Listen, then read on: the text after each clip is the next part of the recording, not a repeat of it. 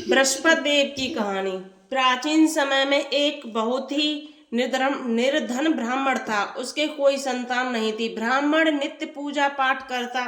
ब्राह्मण स्वभाव से दयालु तथा धार्मिक विचारों वाला व्यक्ति था, परंतु उसकी पत्नी बहुत ही मलिनता के साथ रहती थी। वह न तो स्नान करती थी और न ही किसी देव की पूजा करती थी। सुबह उठते ही सर्वप्रथम भोजन करती थी, बाद में घर के अन्य कार्य करती थी। अपनी पत्नी की ऐसी आदत के कारण ब्राह्मण व देवता बहुत ही दुखी रहते थे। वह अपनी पत्नी को बहुत समझाते, किंतु उसका कोई परिणाम नहीं निकलता।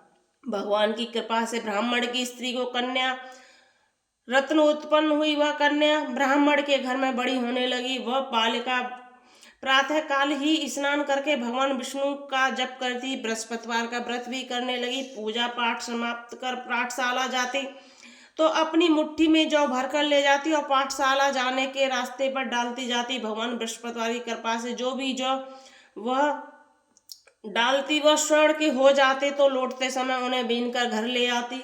एक दिन वही बालिका सूप में उन सोने की जौ फटक कर साफ कर रही थी। तभी उसकी माँ ने उसे देख लिया और कहा, हे बेटी, सोने की जौ को फटकने के लिए सोने का सूप भी होना चाहिए।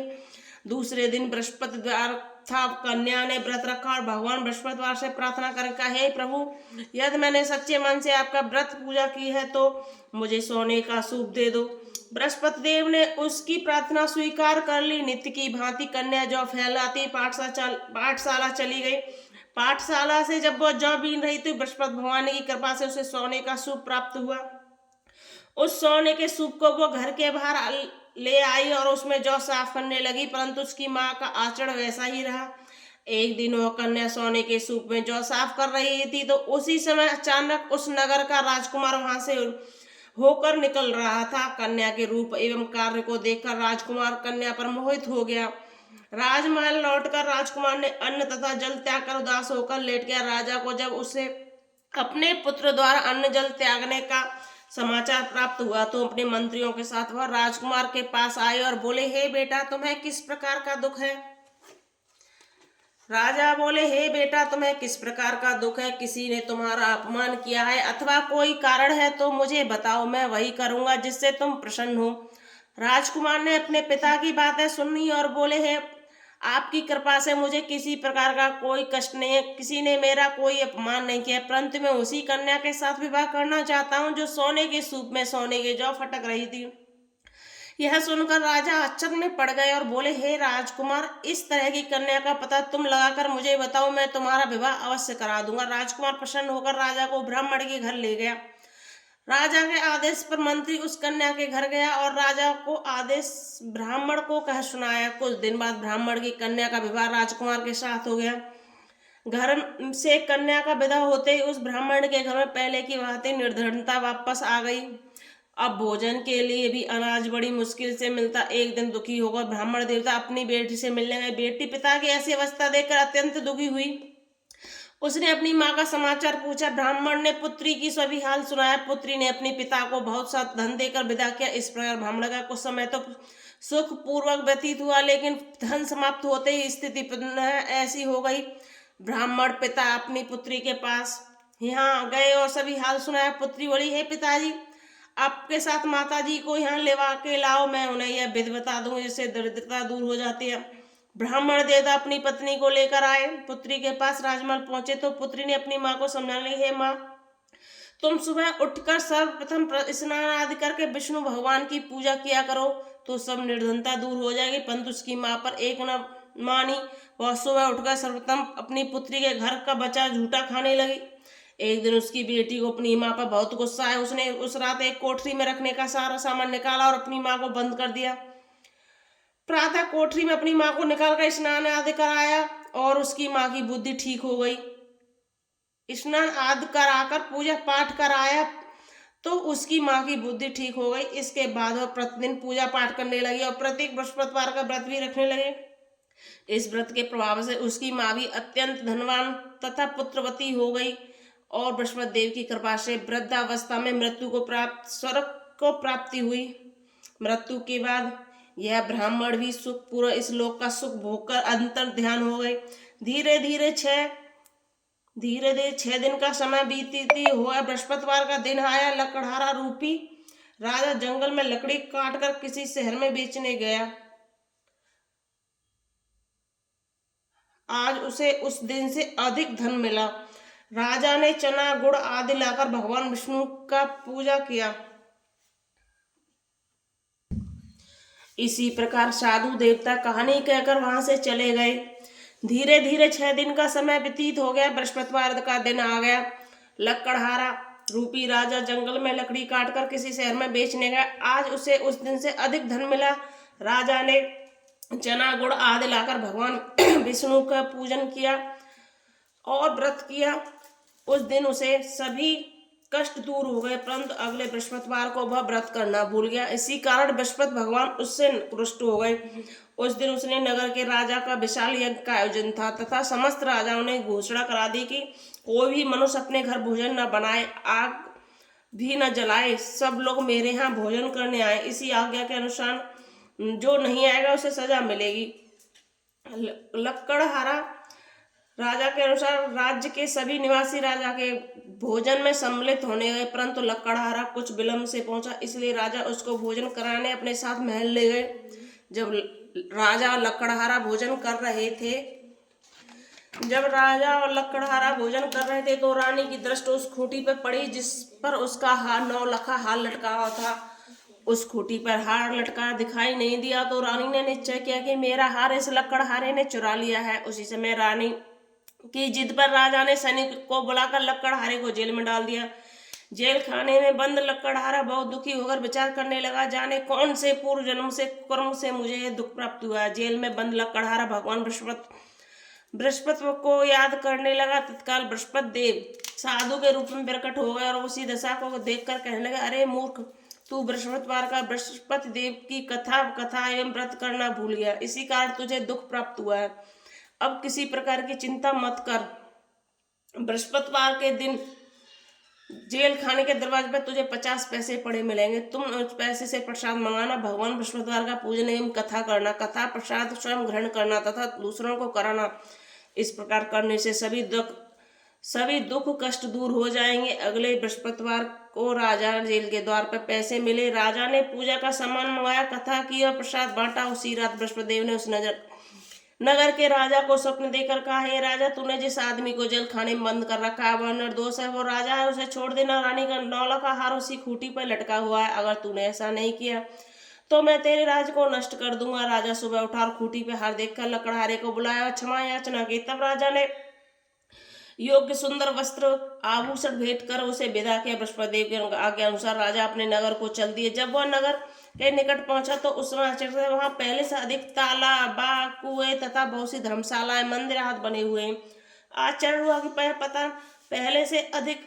राजा जब नगरवासियों के से पूछा कि बाग, तालाब, धर्मशाला ये पहले से ज्यादा अधिक कैसे हुए, तब नगर के लोगों ने राजा को रानी की सारी और दासी की सारी द्वारा बनवाई सारी बातें बताई। राजा को बहुत आश्चर्य हुआ और क्रोध भी आया। जब रानी यह खबर सुनी तो राजा गए तो उसने दासी से, हे दासी, देख, राजा हमें अति दीन अवस्था में छोड़ गए थे, वो हमारी ऐसी हालत देखकर कहीं द्वार से ना लौट जाए, इसलिए तू द्वार पर खड़ी हो जा। रानी के अनुसार दासी राजे पर खड़ी हो गई। जब राजा आए तो उन्हें अपने साथ महल में लिवा लाई। तब राजा ने क्रोध करके तलवार निकाली और रानी से पूछा, बताओ तुम्हें धन कैसे प्राप्त हुआ। तब रानी ने बताया कि हमें यह सब धन बृहस्पति देव की व्रत प्रभाव से प्राप्त हुआ है। अब राजा ने निश्चय किया कि 7 दिन के बाद तो सभी बृहस्पति देव का पूजन करते हैं, परंतु मैं प्रतिदिन दिन में 3 बार कथा करूंगा और नित्य व्रत करूंगा। हर समय राजा के दुपट्टे में चने की दाल बंधी रहती तथा 3 बार कथा करता। ऐसे ही एक दिन राजा के विचार किया कि चलो अपनी बहन के यहाँ हुआ। ऐसा निश्चय कर राजा घोड़े पर सवार होकर अपनी बहन के यहाँ गया। मार्ग में उसने देखा कि आदमी एक मुर्दे को ले जा रहा है। उन्होंने रोककर कहा, हे भाइयों, कुछ देर के लिए मेरी बृहस्पति देव की कथा सुन लो। वो बोले, हमारा तो आदमी मर गया, लो इसे अपनी कथा की पड़ी है। परंतु कुछ आदमी बोले, अच्छा कहो तुम, हम तुम्हारी कथा सुनेंगे। राजा ने दाल निकाली और कथा शुरू कर दी। जब कथा आदि हुई तो मुर्दा हिलने लगा और जब कथा समाप्त हुई तो राम राम कर मुर्दा खड़ा हो गया। राजा आगे चले तो चलते समय शाम हो गई। आगे मार्ग में उसने किसान को खेत में हल चलाता मिला। राजा ने बोला, अरे भैया, तुम मेरी बृहस्पतिवार की कथा सुन लो। किसान बोला, जब तक मैं तेरी कथा सुनूंगा। अरे भैया मैं तो अपना खेत जोत लूंगा, भैया तुम मेरी बृहस्पतिवार की कथा सुन लो, तब तक तुम 4 हरैया जोत लूंगा। जाओ भैया तुम अपनी कथा किसी और को सुनाना। राजा आगे चलने लगा। राजा के हटते किसान के बैल पछाड़ खाकर गिर गए और किसान के पेट में बहुत तेज दर्द होने लगा। तब किसान की माँ रोटी लेकर उसकी तरफ आ रही थी। तब उसने अपने बेटे की ऐसी हालत देखकर पूछा कि ये कैसे हुआ। तब किसान ने बताया कि एक राजा आया था मुझे कथा, उस समय किसान की माँ रोटी लेकर आई तो उसने बताया कि बेटे ने सारा हाल बता दिया। किसान की माँ दौड़ी दौड़ी घोड़े के पास जाकर राजा से बोली, मैं तेरी कथा सुनूंगी, तू अपनी कथा मेरे खेत पर चल कर कहना। राजा ने लौटकर किसान के खेत पर जाकर कथा कही, जिसे सुनते ही बैल खड़े हो गए तथा किसान के पेट का दर्द भी बंद हो गया। आगे चलकर राजा अपनी बहन के घर पहुंच गया। बहन ने भाई की खूब आवभगत की। दूसरे दिन राजा सुबह जागा तो वह सब लोग भोजन कर रहे थे। राजा ने अपनी बहन से पूछा कि ऐसा कोई मनुष्य है जिसने भोजन नहीं किया और वो मेरी बृहस्पतिवार की कथा श्रवण कर सके। बहन बोली, हे भैया यह ऐसा देश है, यहाँ लोग पहले भोजन करते हैं बाद में कोई अन्य कार्य करते हैं। अगर पड़ोस में कोई हो तो देख आती हूँ। यह कहकर बहन चली गई, परंतु उसे कोई भी ऐसा व्यक्ति नहीं मिला जिसने भोजन नहीं किया। वो एक कुम्हार के घर गई जिसका लड़का बीमार था। उसे भी पता चला कि उसके यहाँ 3 दिन से किसी ने भोजन नहीं किया। राजा की बहन अपने भाई की कथा सुनने के लिए कुम्हार से आग्रह किया तो वो तैयार हुआ। राजा ने जाकर बृहस्पतिवार की कथा कुम्हार के घर लड़क को सुनाई। कथा सुनकर कुम्हार का लड़का ठीक हो गया। अब तो राजा की हर ओर प्रशंसा होने लगी। कुछ दिन बाद एक दिन राजा अपनी बहन से कहा, हे बहन मैं अपने घर जाऊंगा, तुम भी तैयार हो जाओ। राजा की बहन ने अपनी सास से भाई के साथ जाने की आज्ञा मांगी। सास बोली, चली जा, परंतु अपने लड़कों को यहीं छोड़ जाना, क्योंकि तेरे भाई के कोई संतान नहीं है। बहन ने भाई से कहा, हे भैया मैं तो चलूंगी, परंतु कोई बालक नहीं जाएगा। राजा ने कहा, जब कोई बालक साथ ही नहीं चलेगा तो तुम ही क्या करोगी। दुखी मन से राजा अपने नगर लौट आया। राजा अपनी रानी से बोला, हम निर्वंशी है, हमारा मुंह देखने का भी धर्म नहीं है। वह उदास होकर बिना भोजन किए शैया पर लेट गया। तब रानी बोली, हे प्रभु, भगवान बृहस्पति देव ने हमें सब कुछ दिया तो हमें संतान अवश्य देंगे। उसी रात बृहस्पति भगवान ने राजा को स्वप्न में दर्शन कहा, हे राजा उठ, सभी सोच त्यागे, तेरी रानी गर्भ से। राजा को यह जानकर अति प्रसन्नता हुई। 90 महीने में रानी के गर्भ से एक सुंदर पुत्री रत्न पैदा हुआ। तब राजा बोला, हे रानी, स्त्री बिना भोजन के रह सकती है, परंतु बिना कहे नहीं रह सकती। जब मेरी बहन आए तो तुम्हें उसे कुछ मत कहना। रानी ने हाथ कर दी।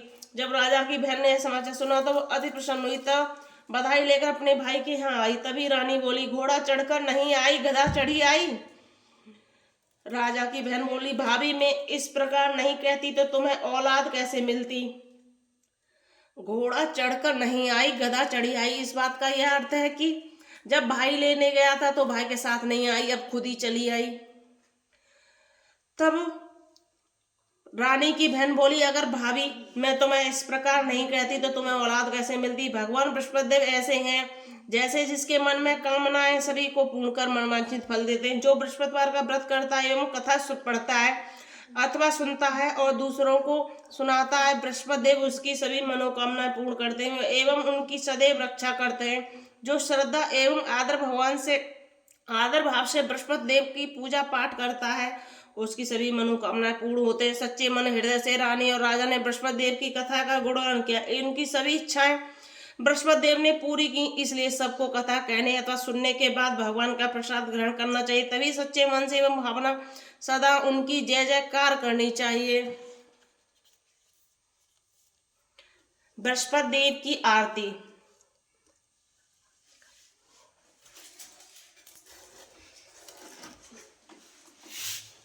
धीरे धीरे घुमाना है। ओम जय बृहस्पति देवा, स्वामी जय बृहस्पति देवा। छिन छिन भोग लगाऊं, छिन छिन भोग लगाऊं, कदली फल मेवा। ओम जय बृहस्पति देवा।